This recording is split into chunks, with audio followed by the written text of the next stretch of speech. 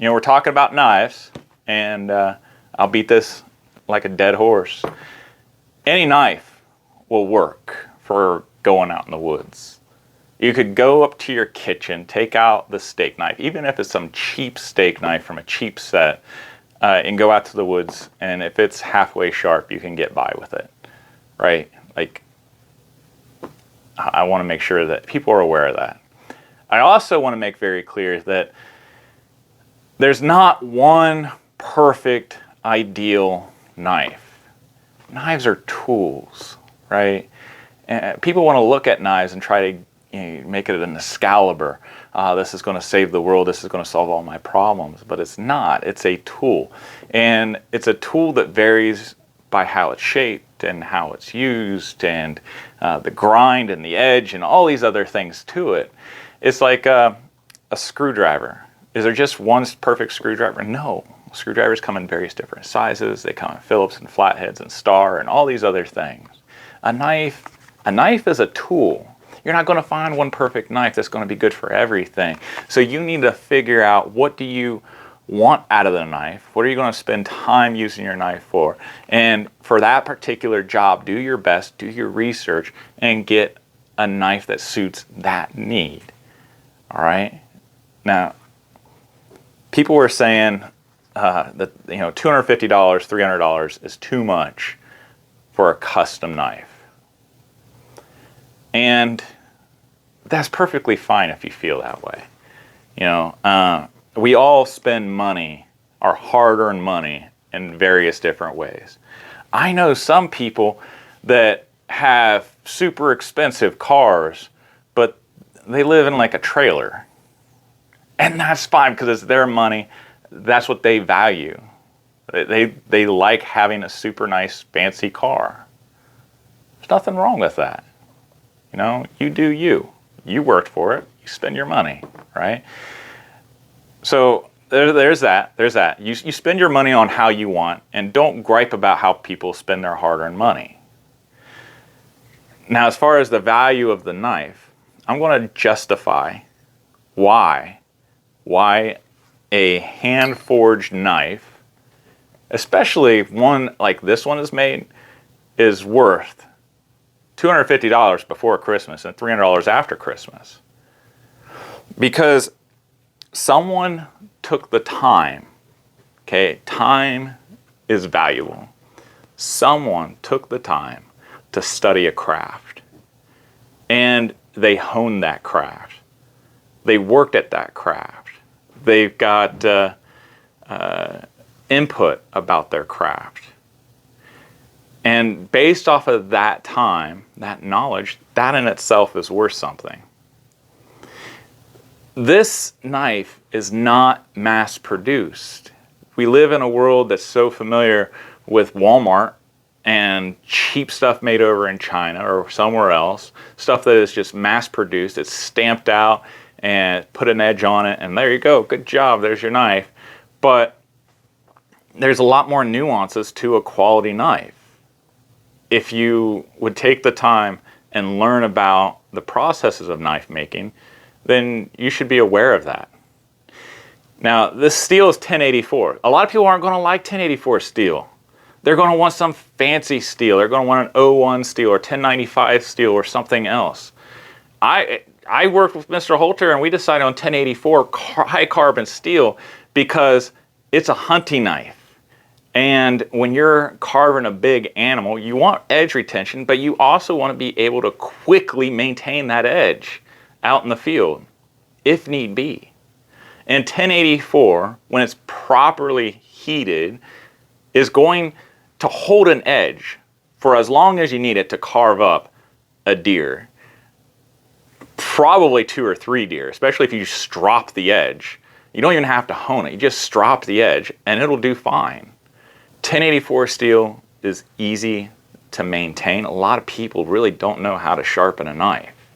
It's a skill. Now you can get machines to do it for you, hit or miss. Some of them are good, some of them are really crappy. You could get different sharpening systems to get it done for you.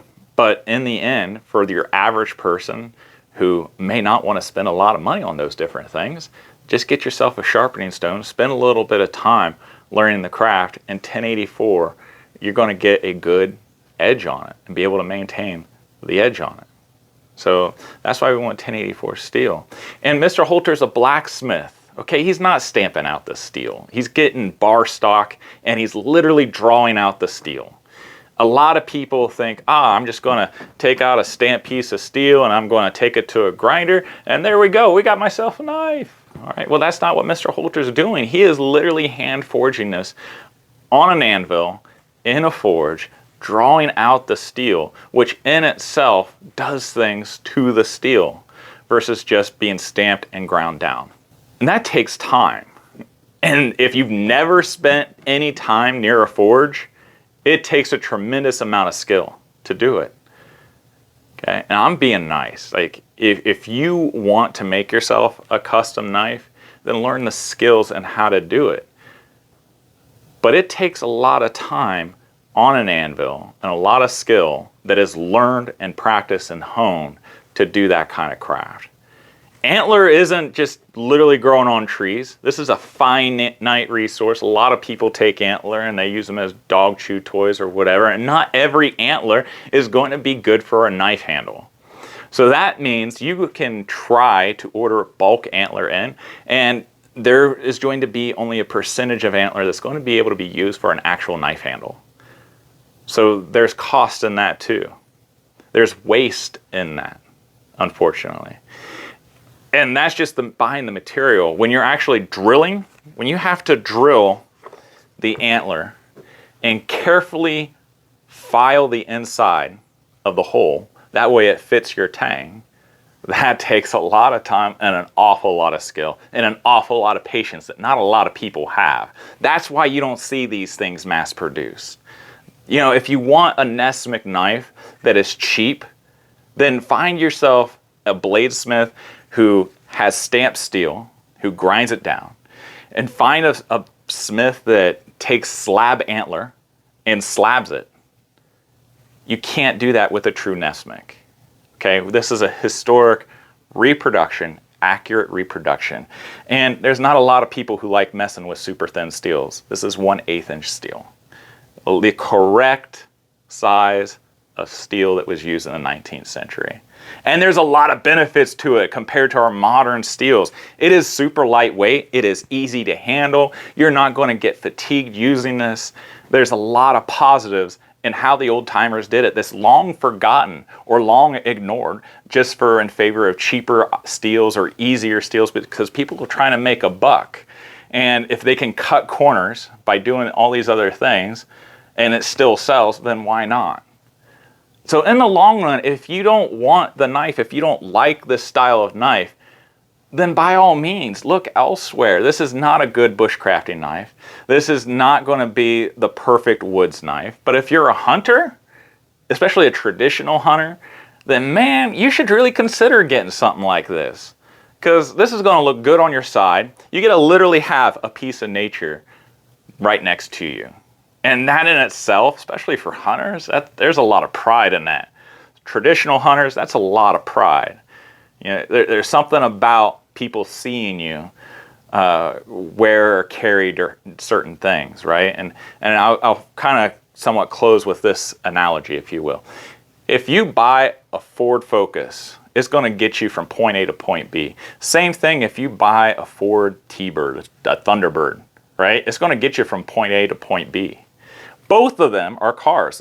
You know, this and this cheap knife, which I'll come back to, you know, it'll still cut, it'll dice, it'll chop if you really wanted to, it'll skin an animal if you really wanted to. They're both nice, they'll do what you need to do. But think about the Ford Focus and the Ford T-Bird for a second.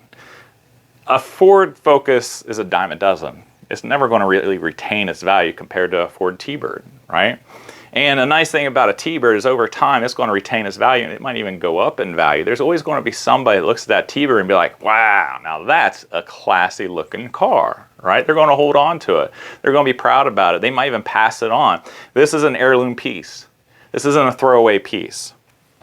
This, on the other hand, I mean, I picked this up for like 15 or 20 bucks at an antique store, and it's a great knife. I love it. Okay, I do. Heck, I could even regrind this down and make it shorter or whatever, and it'll work fine out in the woods. But if someone finds this is still just going to be some cheap butcher knife.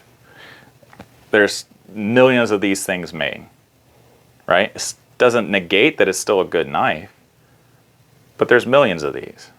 At some point, someone's just going to throw away. Maybe you're in that group who doesn't care, and that's cool. But I like having things, I like using things that have a strong heritage to it. I'm drawn to that. And I know there's people like me who is drawn to that. And if you're an experiential archaeologist, right, a living historian, some people were reenactors or whatever, if you're wanting to experience history, then this is the best way to do it.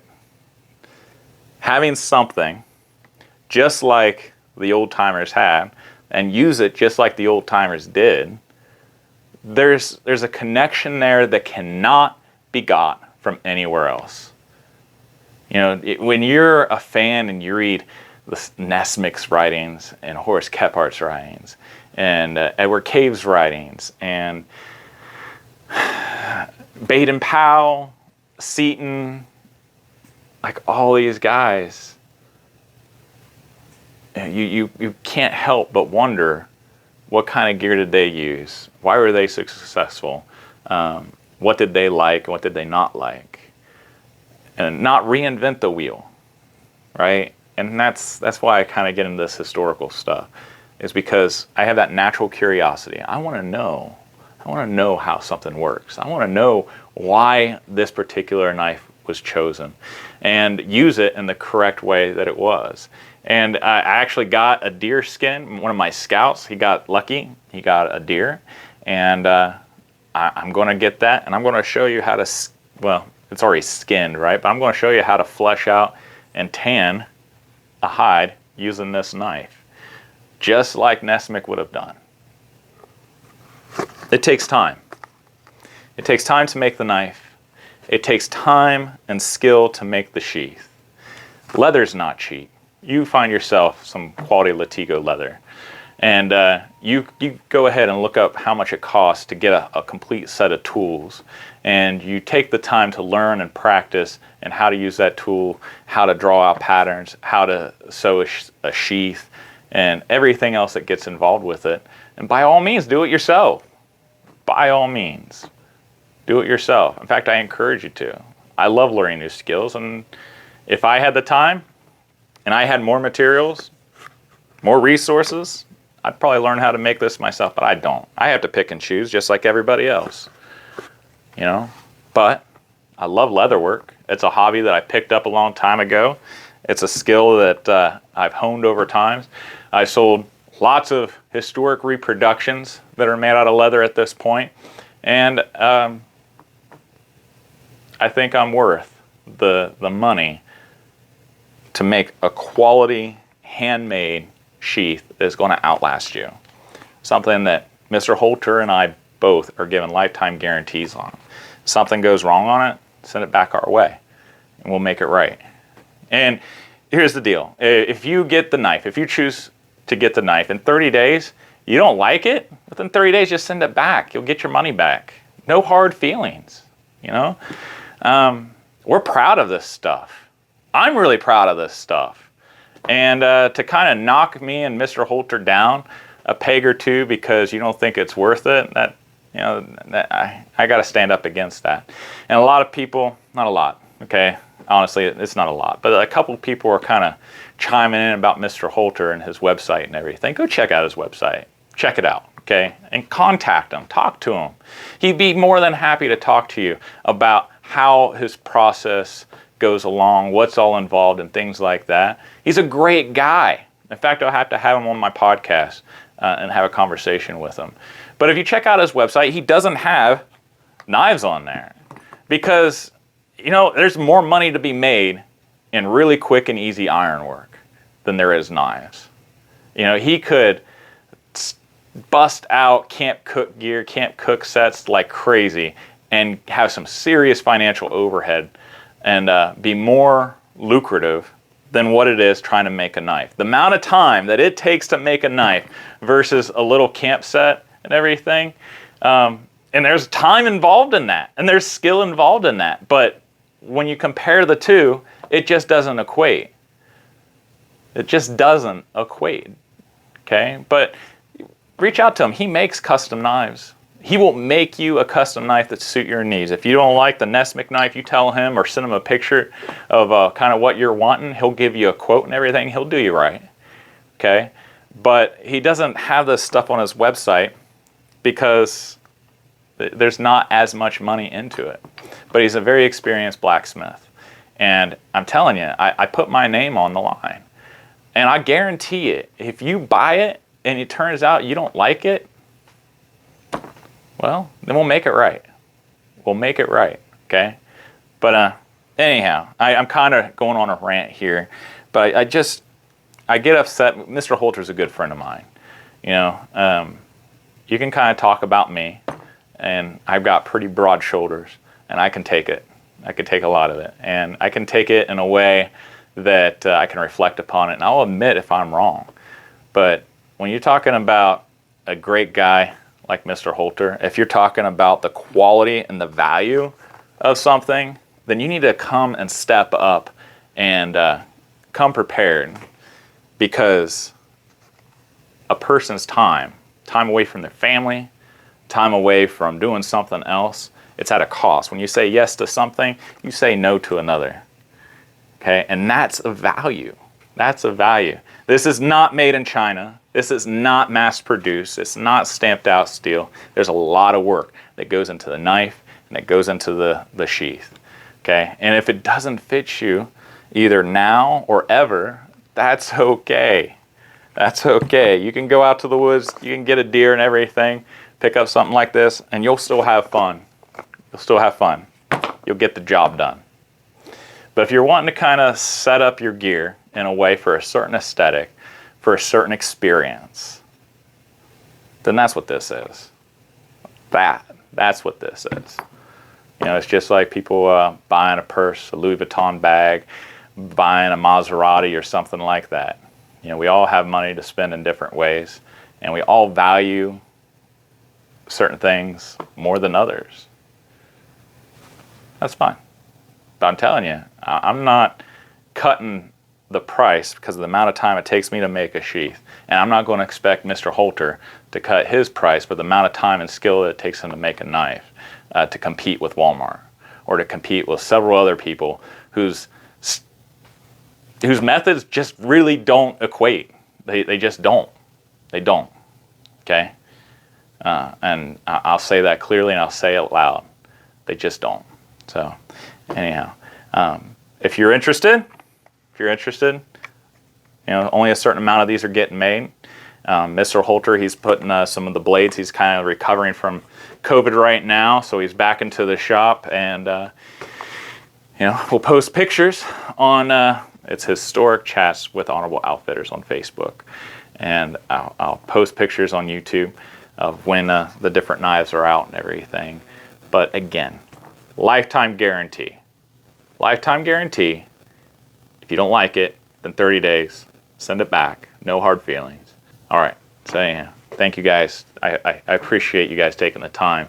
And, you know, that's all. Have a great holiday season. And I hope you guys really have an enjoyable rest of your week. Give a kiss and hug to your loved ones. And I will see you guys next time. Take care.